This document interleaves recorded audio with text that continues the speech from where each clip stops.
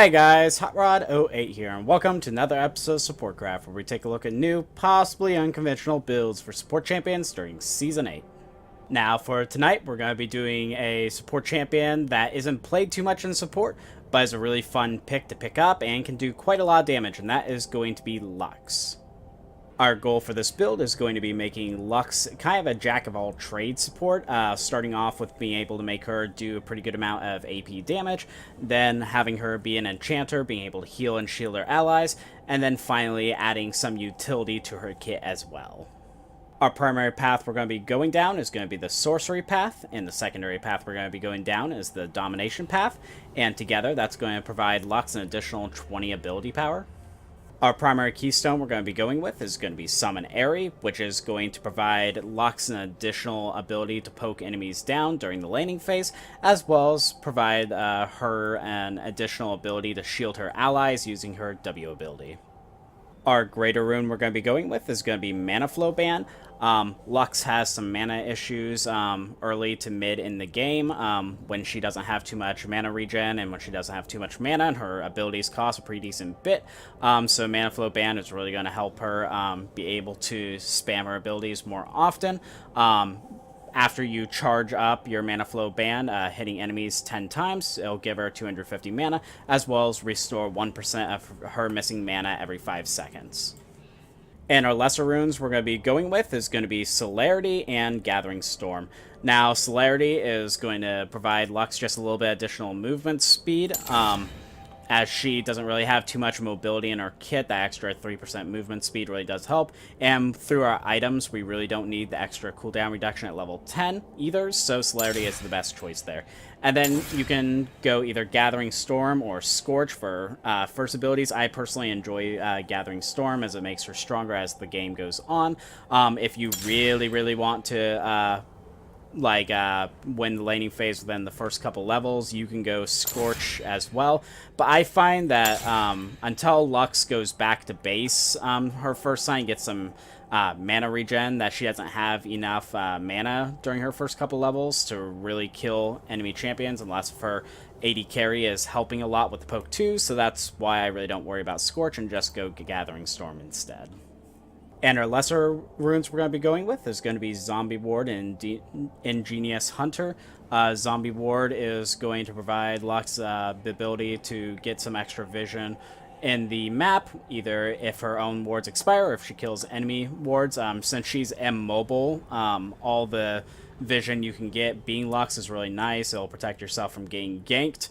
And then we're going to go Ingenious Hunter, which states gain 10% active IM cooldown reduction plus an additional 6% per bounty stack, and that goes with each time you get a kill or assist on an enemy. If you get all 5 of your enemies, you can get up to 40% active IM cooldown reduction. That also does go with your Trinket as well. Our items we're going to be going with, which we'll get in a second, are all active items. So that 40% cooldown reduction is really going to help Lux be the utility and healing that she needs to be in team fights and early in the game. And as for our items, we're going to start off with Spellthief's Edge and 3 health pots. If you think you can get away with going Refillable Potion, such as in a lane that's not going to be too much poking against you, you can go Refillable Potion 2. That's up to your choice, depending on the game. And then you can get your Warding Totem. Your first backs to base, you're going to want to immediately upgrade your Frost Fang, since that's going to give you additional ability power, base mana regen. It's going to add your gold regen is going to be better, and your ability to get gold when you hit an enemy champion with ability is going to be more, so you want to upgrade that immediately. When you have the extra money, you need to get 2 fairy charms as soon as you can too, because as I stated earlier, Lux runs out of mana pretty fast, and those 2 fairy charms are going to build into our first item, so that is going to really help with her being able to spam her abilities and not run out of mana. Also, make sure you get your Control Ward and upgrade to Sweeping Lens and Oracle Alteration when appropriate. So, when you go for your boot choice, when you decide to get your boots, go for Sorcerer's Shoes. That's going to be your main choice to do some extra damage, but if you need to go more defensive, depending on the enemy team comp, you can also go either Ninja Tabby or Mercury Treads. And our first item we're going to be building is going to be Redemption, which is going to provide her a lot of base mana regen, some extra health, some cooldown reduction, and it's going to provide the active ability. That's going to be really nice healing your allies, and since we're going to have that on a 40% cooldown, you're going to be able to use that ability pretty often. It's going to be really helpful for Lux to use. And then our second item we're going to get is going to be Twin Shadows, which is going to give Lux a nice amount of ability power, some movement speed, some more cooldown reduction, and then that's the item that summons those 2 spooky ghosts that hunt down nearby enemy champions, revealing and haunting them on contact, which slows them up to 40% for 5 seconds.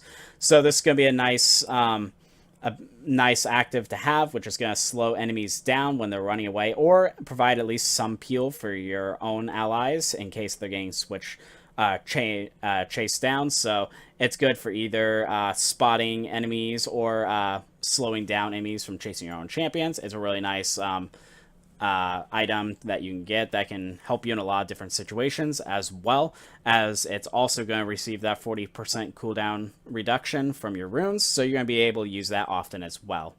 And then your ending items are all going to depend on what team comp you have, as well as what team comp the enemies have. You can go something like Ardent Censer, which is going to give you some ability power and going to give your allies extra attack speed and on-hit magic damage. You can go something like Athene's Unholy Grail, which is really nice on Lux, since she does a lot of damage. She can also heal a lot then with her W, if that's the route you want to go. If you need some extra initiation or you need some extra ability to run away, you can also go Shurelya's Reverie.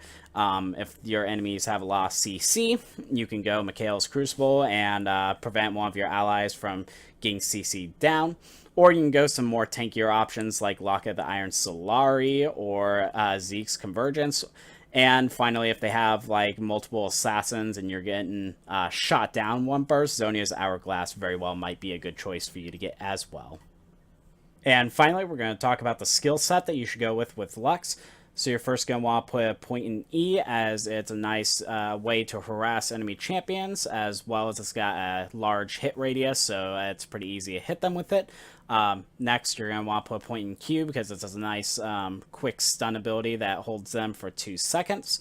And then you'll want to put a point in your W, which is your shielding ability, in order to protect your allies.